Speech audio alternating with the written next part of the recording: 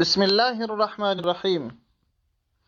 یو ورور پوښتنه کړې ده چې یو سړی وفات شو، یو سرای یې پاته دی، پورونه ورباندې دي.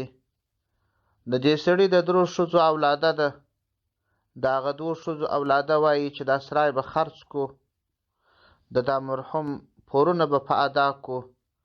خو د هغه مشرې د هغه بلې یوې ښځې زوی یې وایي چې زما ورونه کوچني دي، چې هغه غټان سي بیا زما سره جنجال کوي، وایي موږ خپل حق غواړو. نو دا حکم څنګه کیږي؟ د دغه ورور د پوښتنې په جواب کې باید ووایم چې شرعي حکم دا دی، کله چې سړی وفات شو اول به د ده د پیسو څخه د ده تکفین او تجهیز کیږي، د ده کفن، د ده ښخول، دا کارونه چې خلاص وه.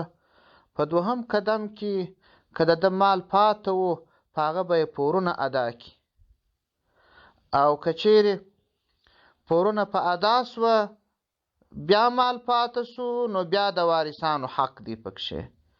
تر څو چې پورونه نه یې ادا سوي، نه د یوې ښځې د اولادو اختیار دی، نه د بلې ښځې د اولادو اختیار دی، نه د مشر اختیار دی، نه د کشر اختیار دی، بلکې دا اختیار د شریعت دی چې د خلکو حقونه نه یې ورکړي، هغه حقونه چې د خلکو پر باندې دي.